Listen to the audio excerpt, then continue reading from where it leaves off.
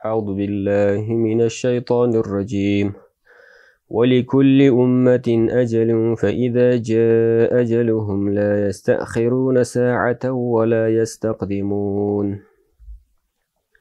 Ар бир үммөттүн белгилүү бир мөөнөтү бар. Ошол мөөнөтү келгенде бир аз убакыттагын эрте болбойт, бир аз убакыттагын кечикпейт дейт да. Ошол өзүнүн убагында ошол биздин жашообуз бүткөндө бул дүйнөдөн кайтып акыретке сапар тартат. Бул дүйнөдөн кайткандан кийин ал инсанды 3 нерсе ээрчип барат экен да. Ар бир дүйнөдөн кайткан маркумду 3 нерсе ээрчип барат. Биринчиси анын байлыгы, экинчиси анын тууган уруктары, достору, үчүнчүсү аны кылган жакшы сооптуу иштери, амалы, сооп амалдары. Эми экөөсү кайтат, бирөөсү кошо калат экен. Ошол экөөсү кайтканы байлыгы жана анын тууган достору бир эле амалы ошол маркум менен кабырда чогуу калчу анын сооптуу иши гана ал менен чогуу калат экен. Ошол маркумдун артынан бүт амал дептери жабылат. Бир гана садака жария ал жабылбайт, үзгүлтүксүз сооп барып турат. Ал садака жария кандай десе, ошол дүйнөдөн жашап жүргөн убагында элиме пайдасы тийсин деп мектеп куруп берген, элим пайдалансын деп садик куруп берген, суу чыгарып берген, жол оңдоп берген. Ушул садака жариясы ошол маркум дүйнөдөн кайтып кетти.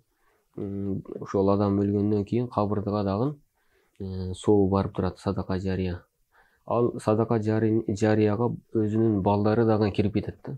Өзүнүн балдары, кыздары ушул дин исламда тарбиялап койгон, дин исламда тарбиялап чоңойтуп койгон, алардын окуган намазы, орозосу элине жардам бере турган болсо, ошолордун кылган сооптору ошол кабырдагы атасына, апасына тең шерик барып турат.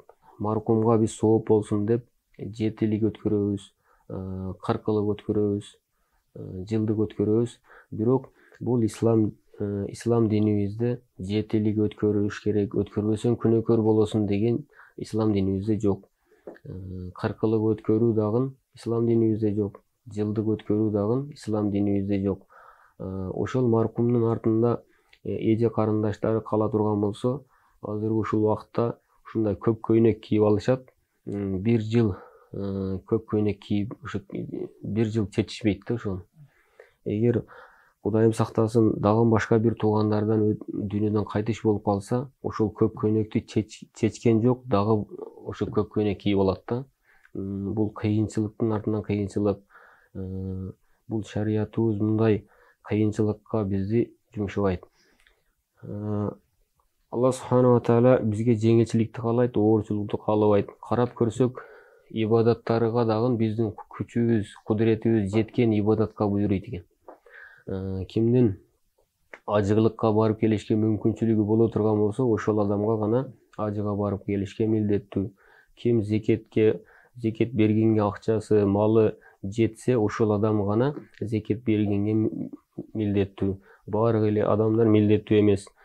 Орозо кармаган мусулман баарыбызга бирдей фарз, бирок кимдин оорусу болсо, оорусу күчөйүп кете турган болсо, врачтар ушундай диагноз чыгарып берген: эгер орозо кармаса, оорусу күчөйүп кетет. Ага дагы орозо кармабай турганга шариятыбыз уруксат берет. Бир адам, баарыбыз тик туруп намаз окуйбуз. Эгер тик туруп намаз окуй албай калган болсо, оорунун себебинен отуруп намаз окуса дагы, ошо тик туруп намаз окуган адамдын сообундай сооп ала берет. Ошол отуруп окугандыгы үчүн ага жарым сооп берилбейт да. Отуруп намаз окуй албай калса, жатып намаз окуй берсин. Суу иштеткенге оорусу күчөйүп кетет. Таяммум алып намаз окуганга Алла субхана таала жол берет. Бизде шариятыбызда, ислам динибизде жашоо өтө жеңил. Кайсы эле кесипте иштебесин, ислам динибизде тоспойт. Врач болсун, мелиса болсун, сот болсун, президент болсун, кайсы эле кесипте иштейт, иштебесин, бирок Алланын кулчулугу боло турган болсо, Алланын дининде жашай турган болсо, ал инсан бул дүйнө акыретте бактылуу. Ошол биз өзүбүздүн жашообузду өзүбүз кыйынчылыкка салып алабыз. Өтүп кеткен маркумдун артынан жылдык кылышым керек, 40 кылышым керек, ага 7 өткөрүшүм керек деген. Буларды ошол кетирген чыгымдарыны санап туруп, ошол чыгымдарыны өзүнүн бир туугандарынан кыйналып жашаган эжелери болушу мүмкүн, карындаштары болушу мүмкүн. Ошол өтүп кеткен маркумдун атынан ошол 40 канча расход кетсе, чыгым кетсе, ошол чыгымды ошол бир тууганына ошол адамдын атынан ихсан кылып берип койсо, 40 өткөргөндөн көбүрөөк сооп алат, 7 өткөргөндөн көбүрөөк сооп алат да. Азыр бизде эл кылып атат деп эле элден намыстанып кылат да. Бул негизи шариятыбыз буга буйрубайт. Эми жөн эле көмүп коюш керекпи, маркум жөн эле кала береби, аркасынан Куран окулбайбы деп суроо берет да. Артынан маркумдун артынан Куран окуп багыштап турабыз.